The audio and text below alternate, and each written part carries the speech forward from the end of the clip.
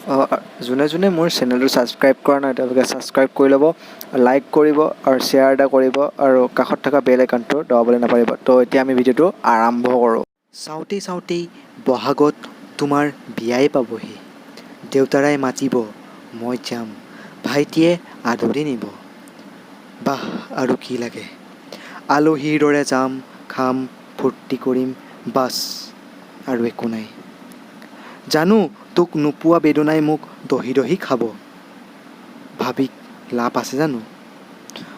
হয়তো বেছি অসহ্য হ'লে ৰভাতলিৰ পৰা ওলাই আহিম, ধোঁৱা উৰুৱাম, নিজকে বুজাম আৰু বেছি তাতকৈ কি কৰিম? আকৌ সোমাই যাম তোক আকৌ এবাৰ বুজাবলৈ। তোৰ মোৰ উৰণিৰে ঢাক খাই থাকিব।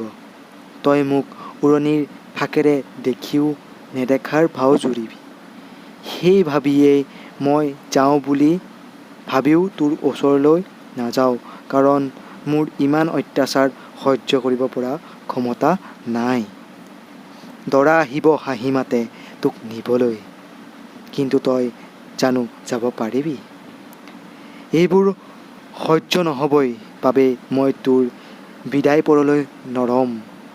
তোৰ বৈবাহিক জীৱনৰ সাক্ষী হিচাপে হাঁহি হাঁহি হোমৰ জুই গৰাক কম, ঐ এই আজলি ছোৱালীজনীক সদায় হহুৱাই ৰাখিবি। আৰু মই নিঃশব্দে তাৰ পৰা আঁতৰি আহিম তোমাক নেদেখা হোৱালৈ।